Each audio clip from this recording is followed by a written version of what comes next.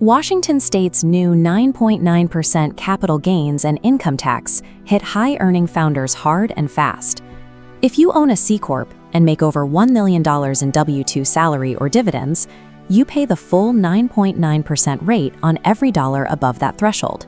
There is no entity-level deduction available to reduce it. By choosing an S-Corp or LLC structure, you access the Pass-Through Entity, or PTE, election. This drops your effective state tax rate to roughly 6.2%, saving you about $37,000 a year on that first million over the threshold. This creates a direct trade-off for founders. You have to choose between maximizing your year-to-year tax efficiency or maintaining a structure compatible with venture capital.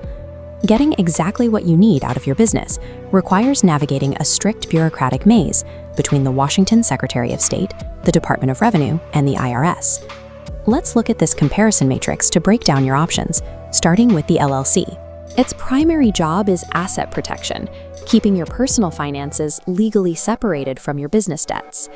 LLCs default to pass-through taxation and offer a lot of operational flexibility, but they lack the formal share structure that institutional investors require. The C-Corp is the standard vehicle if you plan to raise institutional capital.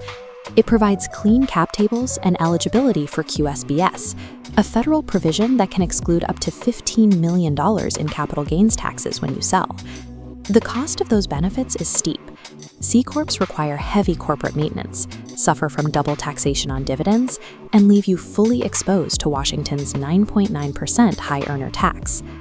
The S-Corp is an IRS tax classification you apply to your LLC or corporation to bypass double taxation and utilize the 6.2% PTE tax workaround.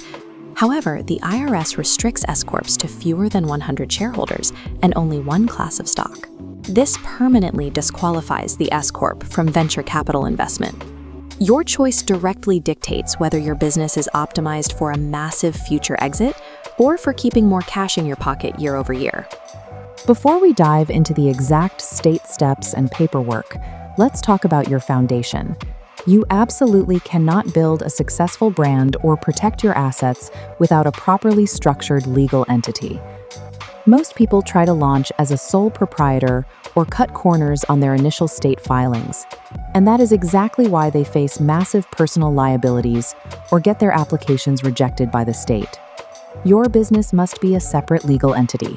That's where Northwest Registered Agent comes in. Northwest is the absolute best formation service out there.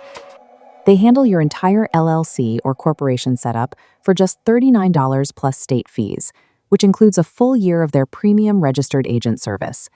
What makes them elite is their privacy by default policy. They use their own business address on all your state filings to keep your home address off public records, and they never sell your data. This legal and privacy shield is non-negotiable if you want to protect your wealth. I've linked my full Northwest review in the description. Use my link down below to register your business today and unlock exclusive discounts.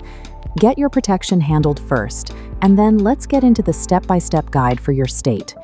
This flowchart shows the exact sequence to get your business legally formed. Step 1 is securing your identity by searching the Washington Secretary of State database for name availability and appointing a registered agent. You can act as your own agent, but that puts your home address on the permanent public record. Paying a commercial agent protects your privacy and ensures you never miss a legal notice. Step 2 is filing your Certificate of Formation or Articles of Incorporation. Once the state approves this, you receive your Unified Business Identifier, or UBI, a unique 16-digit number assigned to your company. Step 3 is drafting your internal governance, like an operating agreement or corporate bylaws. Without these documents, your management and profit distributions are dictated strictly by Washington state defaults. Step 4 moves to the federal level. You apply online for an employer identification number through the IRS. You need an EIN to hire employees or open a business bank account. Step 5 is submitting your tax elections.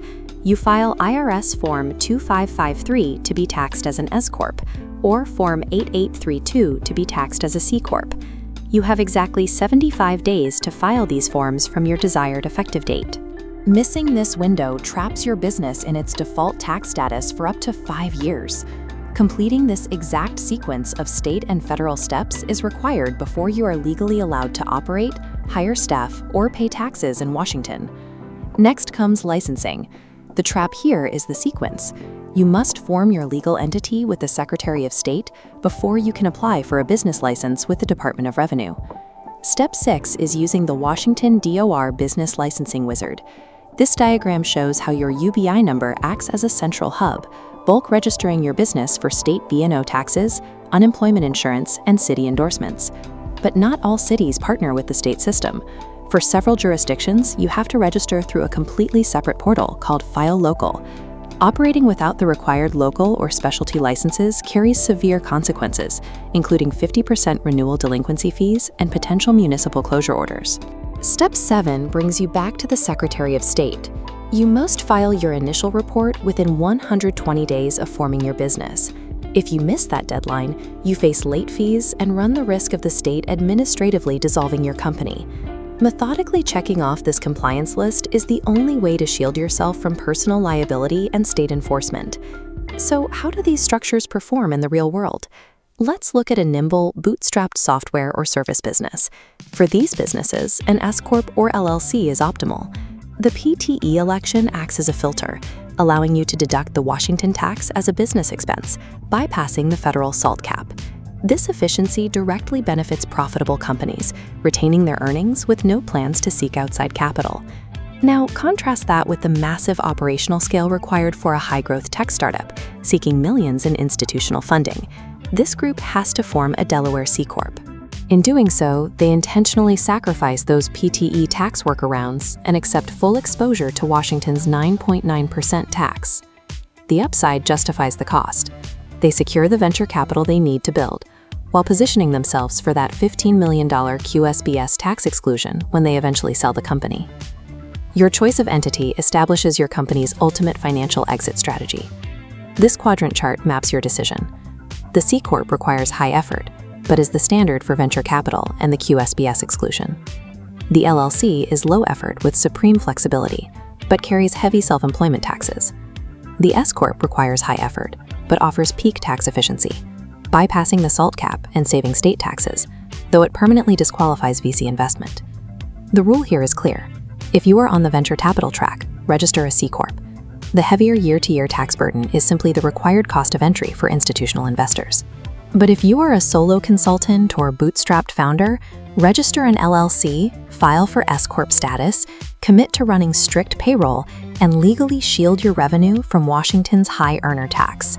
Picking the exact right structure turns Washington's complex tax code from a massive liability into a strategic financial advantage.